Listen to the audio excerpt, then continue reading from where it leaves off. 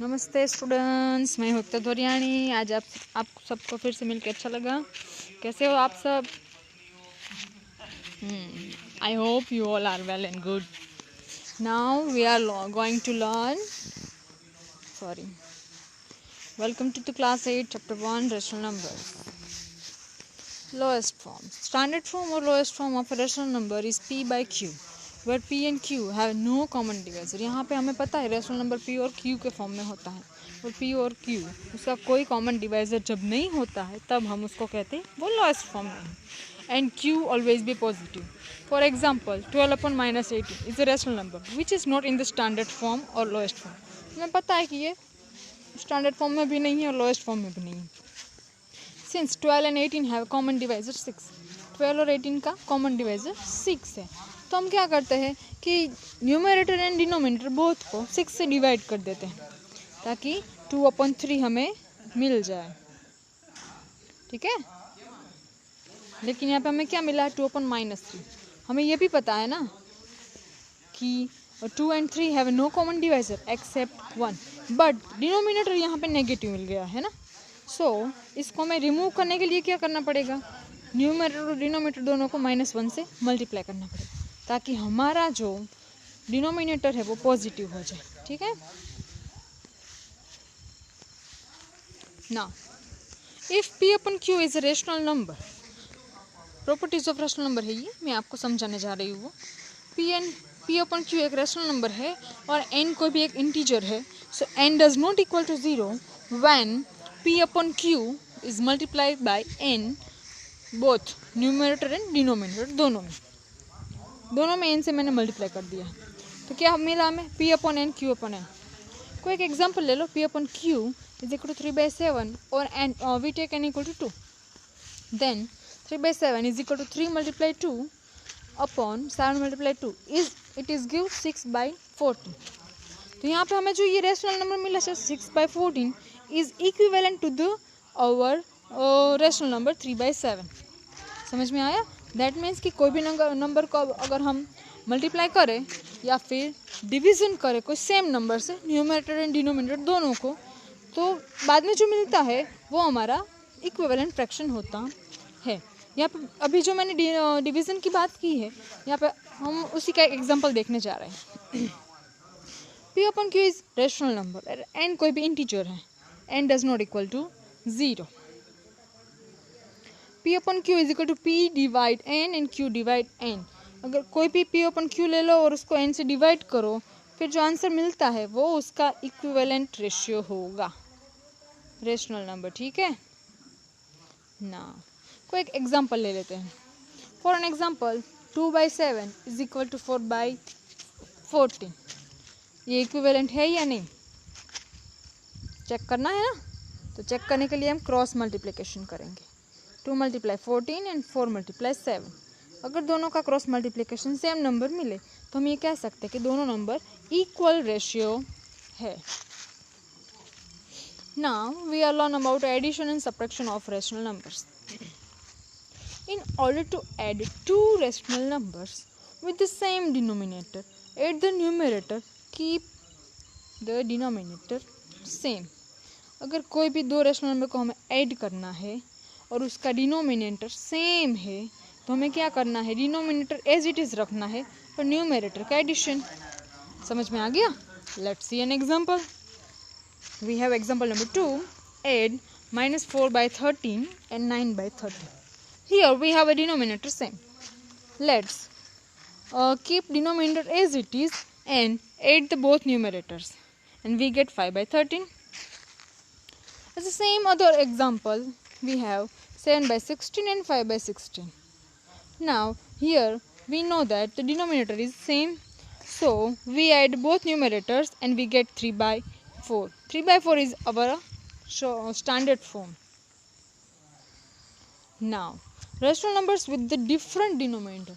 अब हम क्या करें जब डिनोमिनेटर डिफरेंट हो जाए? अभी तक तो हमने देखा कि डिनोमिनेटर सेम है। उसके लिए आपको कुछ स्टेप्स फॉलो करने हैं।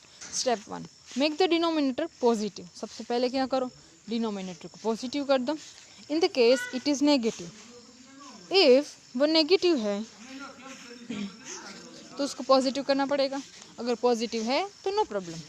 Find the LCM of the two denominator, फिर जो दोनों डिनोमिनेटर है उसका एलसीएम ले लो। Step 3, write their equivalent rational number with the LCM. LCM जो मिला है उसका इक्विवेलेंट हमें रेशनल नंबर बनाना है, ठीक है। फिर उन दोनों का सेम वे से ही एडिशन करना पड़ेगा जैसे हमने पहले प्रीवियसली किया था।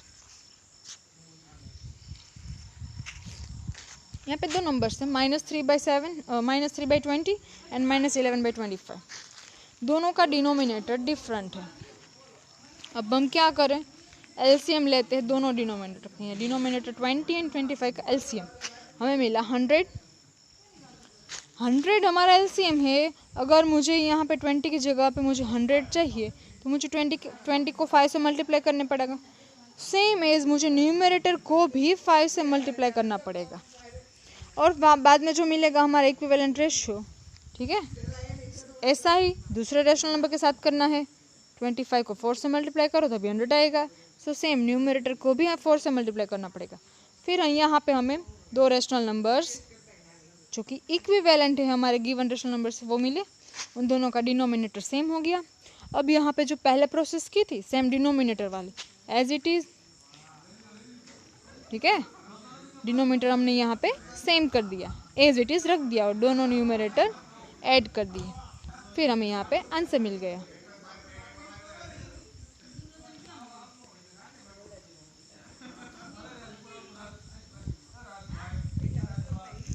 इफ नेगेटिव नंबर्स अकर्स, जब नेगेटिव नंबर डिनोमिनेटर में आ जाए तब क्या करना है, मैंने प्रीवियस स्टेप्स में ही आपको बता दिया था, लेकिन we see this with an example.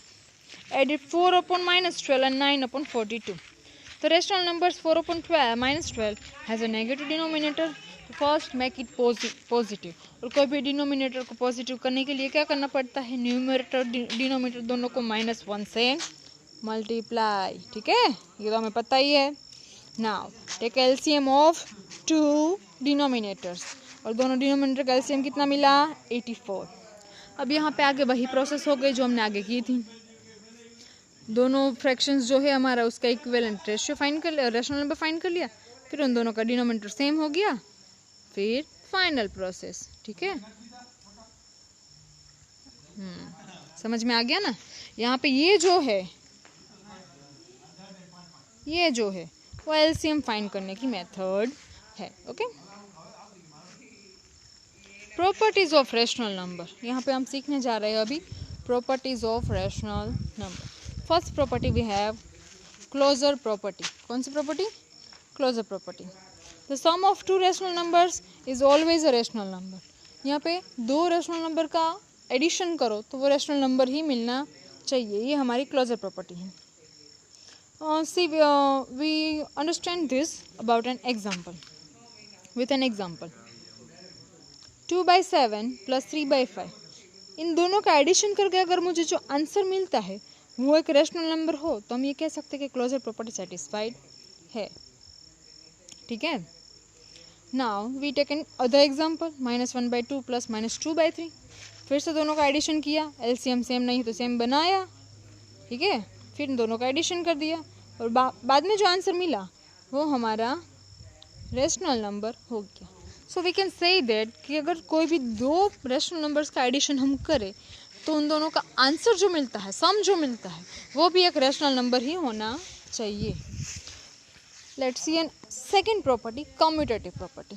Commutative property क्या है कि two rational numbers can be added in any order. कोई भी दो रेशनल नंबर्स आप लो, उनको कोई भी ऑर्डर में आप ऐड कर सकते हो। जैसे कि मैं नेचुरल नंबर के लिए एक एग्जांपल आपको बता रही हूँ। 2 + 3 = 3 + 2, we get 5 in the both case, है ना। सेम ऐसे ही रेशनल नंबर्स में 3/4 + 2/5 = 2/5 + 3/4 होना चाहिए। उसको सॉल्व करके चेक करते हैं, ठीक है। उसको सॉल्व किया, डिनोमिनेटर सेम किया, आंसर मिला 23/20 दोनों में, तो हम ये कह सकते हैं कि ये कम्यूटेटिव प्रॉपर्टी सेटिस्फाइड करता है। We have another example with the negative numbers, ठीक है ना। दोनों का यहाँ पे सीक्वेंस चेंज कर दिया है। फिर उसका सॉल्यूशन करके वापस से सेम नंबर मिला, that we can say that कि बोथ आर इक्वल। यहाँ पे कौन सी चीज़ का यूज़ किया पता है आपको? a plus B is equal to B plus A. Understand? Yes. Now we learn a third property, associative property. Three rational numbers can be added in any order. कोई भी तीन रेशनल नंबर्स को कोई भी ऑर्डर में आप arrange कर सकते हो। चाहे तो पहले दो ऐड करो, फिर बाद में तीसरा, फिर दूसरा तीसरा ऐड करो, बाद में फर्स्ट, या फिर फर्स्ट एंड थर्ड ऐड करो, बाद में सेकंड। एनी नंबर्स आप कोई भी सीक्वेंस में ऐड करो तो वो सेटिस्फाइड होता है, उसको कहते हैं एसोसिएटिव प्रॉपर्टी। और अगर ये सेटिस्फाइड होता है तो ही हम कहते हैं कि ये नंबर एसोसिएटिव प्रॉपर्टी सेटिस्फाइड करते हैं। यहाँ पे आपको एक एग्जांपल दिया है। यहाँ पे दूसरे दो का एडिशन, फिर बाद में फर्स्ट का एडिशन किया, आंसर आपको मिला -59/42।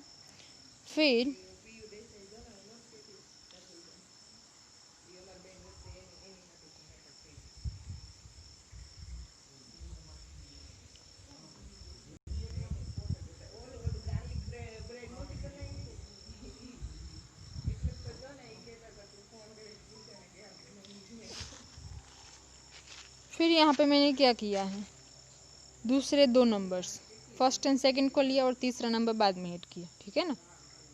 तो आंसर में मुझे मिला -59/42, तो सेम आंसर मिला। दैट मीन्स कि I can say that here the associative property is satisfied. Fourth and the last, existence of additive identity. कि यहाँ पे एडिटिव आइडेंटिटी एग्जिस्ट है या नहीं है वो हमें देखना है। वो नेचुरली होती ही है। The sum of any rational number with the zero it gives answer itself, वो आंसर इटसेल्फ ही मिलता है। So if P upon Q, कोई भी नंबर लो उसको जीरो के साथ ऐड करो तो पी अपॉन क्यू आंसर ही मिलेगा। यहाँ पे हम एग्जाम्पल देखते हैं, 3/8 प्लस 0 3/8 मिलेगा। सेम यहाँ पे भी देख ही सकते हैं हम लोग। Fifth property, existence of additive inverse. Additive inverse का एग्जिस्टेंस, क्या हमारे पास जो रेशनल नंबर है उसका एडिटिव इनवर्स मिलता है या नहीं? ऑब्वियसली मिलता है। और कैसे, किस टाइप के एग्जांपल्स होंगे, will see here. p/q is an rational number और उसका नेगेटिव हो जाएगा -p/q। सिंपल यहाँ पे हमें क्या लर्न करना है, remember to find an additive inverse of any rational number change its sign, उसकी साइन चेंज कर दो। अगर वो प्लस है तो माइनस कर दो और माइनस है तो प्लस कर दो, ठीक है। एक एग्जांपल है -6/-5, दोनों माइनस है, आगे उसकी साइन चेंज कर दी, माइनस ले लिया तो माइनस माइनस हो गया प्लस, ठीक है। माइनस माइनस प्लस, और हमें आंसर मिला -6/5। दूसरा एग्जांपल है 2/-9, उसके आगे भी हमने माइनस साइन पुट आउट की है, फिर माइनस माइनस हो गया प्लस, तो आंसर मिला 2/9। ऐसे ही तीसरा एग्जांपल 2/8, उसका तो इजीली हम कर सकते हैं -2/8, ठीक है। अब होमवर्क, यहाँ पे मैं आपको समझा रही हूँ जो भी है, आगे हमने जो भी एग्जाम्पल्स लर्न किए हैं उसके अकॉर्डिंग होमवर्क मैं सभी लेक्चर्स में देती हूँ और आज भी वैसा ही होगा। हमने एडिशन सीखा तो कुछ यहाँ पे एडिशन के एग्जाम्पल्स है, ठीक है। ये भी वन टाइप ऑफ एडिशंस ही है सारे, बट यहाँ पे नेगेटिव नंबर्स का यूज़ हुआ है। एक और बात, यहाँ पे -4 ऐसा ही, उसका डिनोमिनेटर नहीं है। तो कोई भी नंबर अगर सिंगल है उसका डिनोमिनेटर नहीं है, जैसे कि 2, तो 2 इज एन रेशनल नंबर, 2 के डिनोमिनेटर में कुछ नहीं तो 1 तो है एटलीस्ट, है ना। ऐसे ही यहाँ पे हमारे पास है -4, तो -4 का रेशनल नंबर हो जाएगा -4/1, ठीक है। ये बात हमें याद रखनी है। क्वेश्चन 3, क्या करना है, सम करना है, फिर उसका जो आंसर आएगा उसका लोएस्ट फॉर्म फाइंड करना है।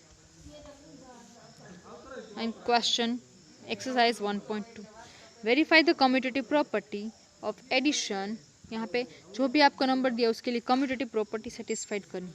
For this example 2/5 plus 3/10 is equal to क्या होना चाहिए, 3/10 प्लस 2/5। ये आपको सॉल्व करना है। इसका आंसर पहले लो, फिर इसका आंसर लो, और दोनों का आंसर सेम आया तो ये हम कह सकते हैं कम्यूटेटिव प्रॉपर्टी है। ठीक है, फिर यहाँ पे a plus B plus C is equal to a plus B plus C. यहाँ पे पहले ए बी को ऐड करो, फिर बाद में सी को ऐड करो। उसका जो आंसर है वो नोट डाउन कर लो, फिर यहाँ पे बी और सी को ऐड करो, बाद में ए ऐड करो। समझ में आया? और आंसर चेक करो कि ये वेरीफाई है या नहीं, हो सॉल्व हो रहा है या नहीं।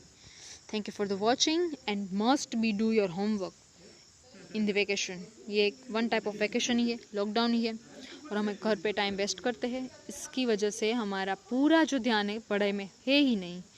तो हम थोड़ा थोड़ा रोज़ सीखेंगे तो हमारा इजीली हो जाएगा। Thank you, good luck, stay safe, stay home, bye bye.